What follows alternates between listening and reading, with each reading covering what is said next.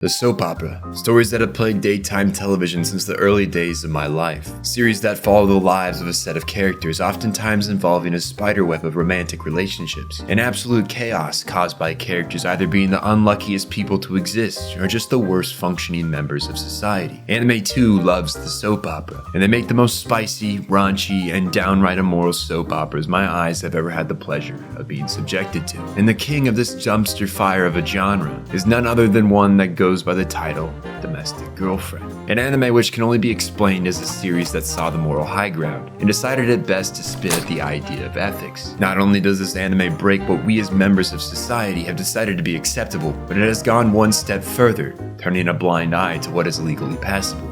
Yes, it is one of those shows, and by that I don't mean sibling relationships. This isn't Oreimo. These siblings at least had different parents.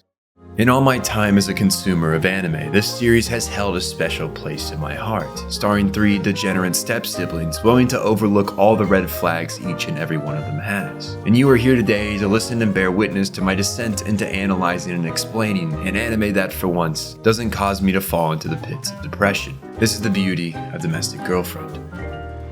Everything begins with an innocent night spent between two high schoolers. A night that will be marked as one of the few times any relationship in this story will have a shred of normalcy. These two came together for different reasons. Dewey to learn that which her sister treats her as a child for not knowing, Natsuo to forget the crush she's developed for his teacher. What should have ended as a one-night stand, by the absolute worst luck, turns these two into siblings by marriage. Out of the 124 million people within Japan, Natsuo Inui chose the worst person to have sexual relations with. And while we can write this off as a simple mistake, because it is, it's not like his father or her mother even bothered to tell them the person they're interested in remarrying has children, it would appear Natsuo has a track record of choosing the worst people to be romantically involved with. Besides caving into the desires Louis had of losing her V-card, the love Natsuo was trying to shake for his teacher just so happens to be his other new sister. So not only has Natsuo slept with one of his siblings, but he's also fallen in love with the other. This boy is either the unluckiest person in the world, or he's working behind the scenes to make something as strange as this love triangle come to fruition. Such is why Domestic Girlfriend is the greatest soap opera of all time. Where else would I get to see such a terrible yet captivating situationship play out? Having a crush on your teacher isn't something wrong by any means, but your teacher having a crush on you is treading in a different territory. Hina is the adult of the situation, the person who should look at the developing feelings Natsuo has for her and slap some sense into him so that he can one day have a normal, healthy relationship with someone not 5 years older than him who's a fully developed adult and his teacher and now sister. Yet for some ungodly reason, Hina actively entertains Natsuo's advancements, going so far as to send signals back that she's into him, a 17-year-old high school student, and these signals only occur more frequently as they become siblings. She can be labeled as a flirt with all the boys in the school, but now she's developed a tendency to flirt with her kid brother. At no point does she grow a conscience and realize, oh, maybe I shouldn't flirt with this child that obviously suffers from mommy issues and is also my sibling and student. That would be so wrong of me. It's as if her ability to rationalize has been lost somewhere along her journey through life, or maybe she just never had it to begin with. It would appear to be the latter is true, as this isn't her first time partaking in forbidden fruit. Earlier on, we saw Natsuo attempt to console his teacher after finding her distressed on top the school roof. As it turns out, this distress is born from her hidden relationship with a married man. Yes, Hina is part of an affair, and it is very spicy. After finding out about his beloved's relationship, Natsuo takes it upon himself to do something. Does he talk through this issue with his sister and make clear he supports her and wants to help her through whatever this is? No, that's not right. The proper response here is to make out with her. Now, as a sister, what do you think is the most rational response to your new brother kissing you passionately like he's been waiting 3 separate lifetimes for this moment? Maybe push him away? Scold him for pursuing a relationship by all laws of society is better off rotting in the bowels of his fantasy land? Apparently, for Hina, the best response is to add tongue to the mix, and go so far with him that he's actually taken aback by how hot this room's getting. Despite how fucked up each of these two and their actions are, there is a reason behind their madness. Natsuo all too obviously suffers from a lack of a maternal figure in his life, and when mixed with all his teenage angst, it seems his wires have been crossed and Hina fulfills the desire for romance and for a motherly figure. It's not all that uncommon for people lacking a mother or a mother's love to look for a partner that will care for them in a similar fashion. It can lead people to chase relationships with older older people, such as what's happening here. In Hina's case, well, as it turns out, she herself was a bit groomed back in her high school days.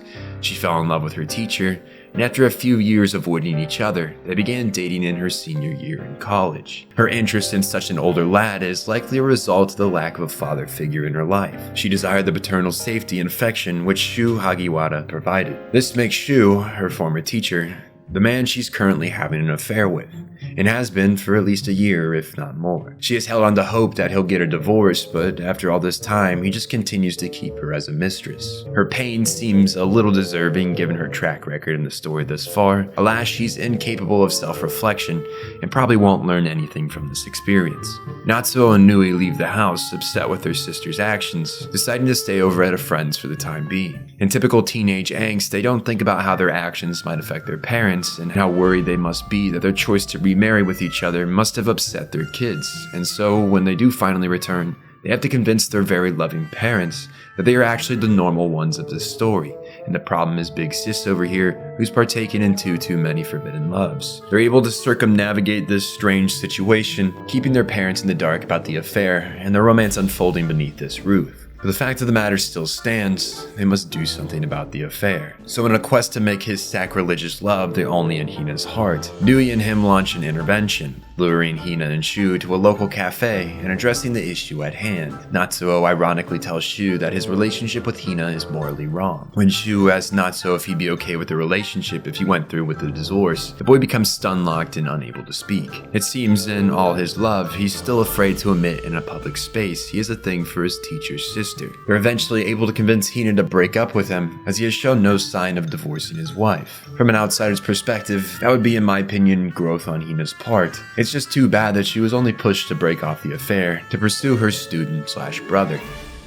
It can be hard to watch Natsuo's downward spiral to Dante's second layer of the Inferno, but with a bit of anime girl thigh in my limited edition waifu cup from Gamer Subs, I am probably not too far behind him. I love caffeine, and I love anime. You bring those two together and you get waifu cups and subs. 10% off in the description. Anyway, up to this point, Nui has taken a back seat. Or rather, has just chosen not to be making as terrible of decisions as her sister at every chance thrown her way. She carries herself with a little more respect, and despite the little slip-up she and Natsuo had before they knew they would become siblings, they've done a good job navigating the relationship. But that's no fun in a soap opera, so to drag Nui's inner feelings out of the dark recesses they were banished to, enters the Genki archetype Momo, who also loves Natsuo because he's actually pretty compassionate. You'll just have to overlook his terrible choice in women. It seems this guy is a magnet for damaged individuals, as Momo carries the weight of neglect and burden of self-harm. In an effort to feel wanted, she bags men like it's a gacha game. But not Natsuo. Despite his openness to making this soap opera more soapy, and a willingness to do just about anything in an attempt to forget the fact he slept with his sister and loves the other, his desire for forbidden love just overpowers him, as well as the feeling that taking advantage of Momo's low self-esteem would send him direct into the third layer of hell. Judging from the scars on her wrist, she is not okay. Natsuo cooks Momo dinner and tells her to contact him if she ever feels lonely. He walks away from the most healthy and sane path of love within this visual novel, damning us to watch him debate which of his sisters he should pursue. With the way things are going, the siblings are on a crash course for destroying their parents' marriage. And so, in the only semi-responsible move Hina will do, she takes Natsuo on a date and explains to him why they should never be together, using a very elaborate visual learning lesson involving them walking out into the ocean to symbolize the social suicide their relationship would bring. Rather than take the moral high ground with his sister, the boy sobs like a baby and becomes depressed after the date. To cope with the futility of the relationship, he decides not to go to therapy, but instead make out with his other sister, who has all too timely awoken to the fact she loves her brother as well. The madness has reached full throttle.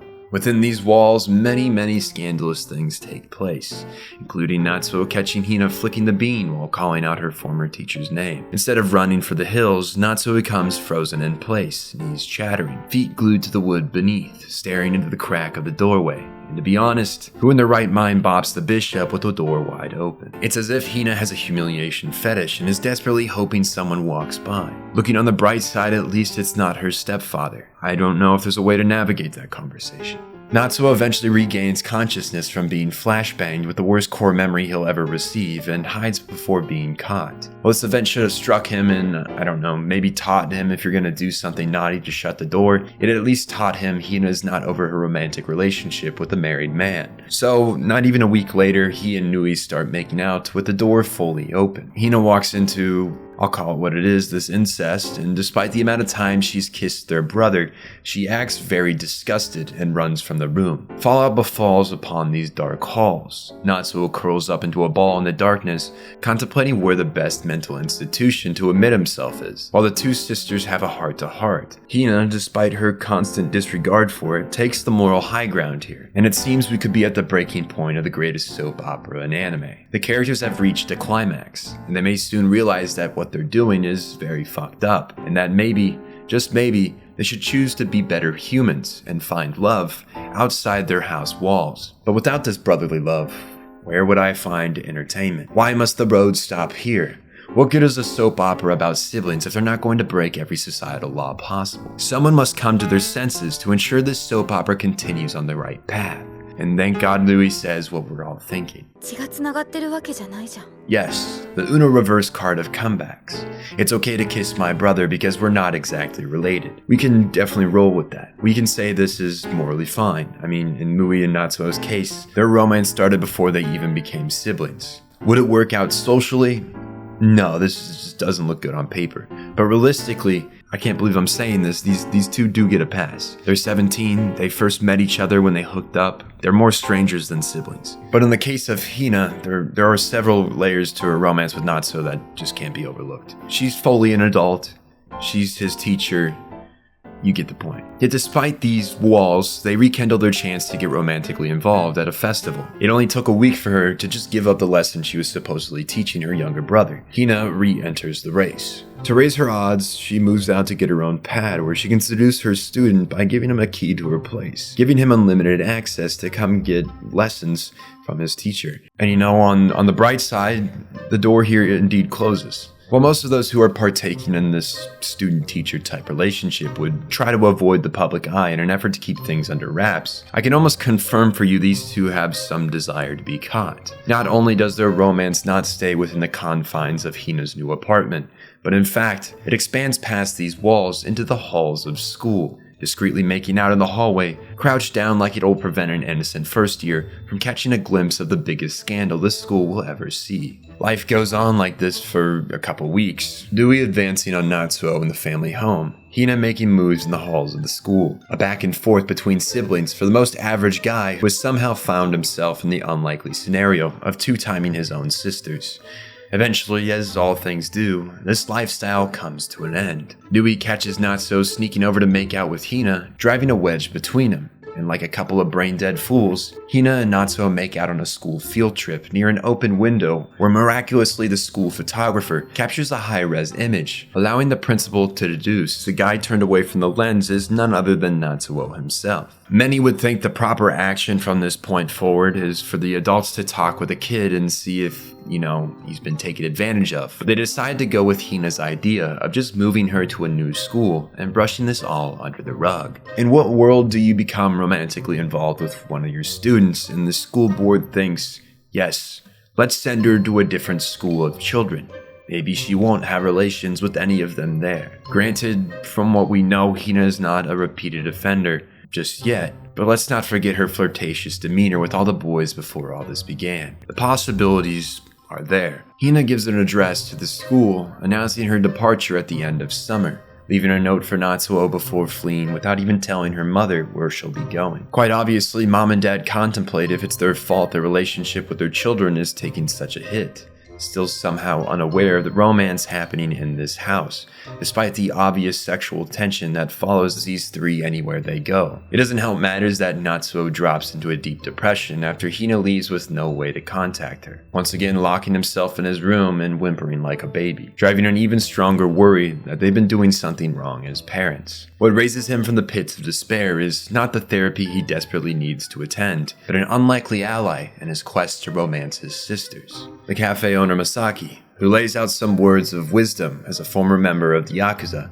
who left the life after falling in love with a rival Yakuza heir in a yaoi version of Romeo and Juliet. Natsuo comes to the conclusion that to get out of his feelings he must write a novel, which, funnily enough, a story of unrequited forbidden love, is a captivating narrative worthy of a prize. He receives national honors and breaks free from his emotional prison. Now, if you ask me, it's a bit strange no one questioned where this deeply emotionally complex short story came from and, check on the kid if he's doing okay. But I guess toasting to his romantic trauma is good enough. Obviously, Natsuo is still a wreck and in love with Hina, even going so far as to walk in on Nui trying on a brown wig and becoming under the assumption that Hina's come back for him. This awkward situation where absolutely no words in the English or Japanese language could salvage is just swept under the rug by these two, with the rest of the trauma they have been collecting. The ending music rises. Nui tells Natsuo she won't lose to her sister for his affection. Hina cuts her hair and overlooks a darkened sky, seemingly starting over, though hopefully not with a quest to conquer another student. End scene. Pack your bags, show's over. They called it early and there is no season 2. The sheer despair I felt with this open ending and absolutely no hope for a continuation left me contemplating the meaning of my purposeless existence. If not for a season 2 of Domestic Girlfriend, why should I continue on? What am I creating videos exploring anime for if my favorite slop content can't even get a greenlit season 2? Have I wasted my younger years bringing attention to the most interesting anime stories just to be left stabbed in the heart by Dio Media, who lacks the passion I had for their project? I could have lived a normal life, stayed away from the degenerate anime that my brother recommends me, and just honed in on the normal stories like Evangelion. No, wait, Monster. No, he catfished the guy in that one. Moral of the story, I was never cut out to play the role of an accountant or a salesperson or whatever else, Emmett from the Lego Movie could be. I'm too fucking weird, and so is anime. I've chosen to put my heart out there, spread the good word of anime soap operas and their consequences on greater society, and I walk away today with a heavy heart. Not because I'll never know the ending, because I do. Yes, I read the manga, and not only does Natsuo get involved with organized crime and have a kid with Nui, but Hina fell into a 5-year coma after being run over by a psychopathic reporter. Now do you see what they deprived me of? The perfect story, one with spicy romance, constant chaos, and zero regard for societal normalcy. Today we mourn what could have been, or we lost in the sands of time. If there comes a day when I have the power and wealth to change the world, to feed the hungry and cure the sick, don't blame me for spending it all to fund season 2 of Domestic Girlfriend. I have needs to. And with that, this is the Sensei signing off. Not as the man I want to be, but as the man I am. This series will go down in my Bible as the greatest anime soap opera of all time. Please help me beg them for a season 2.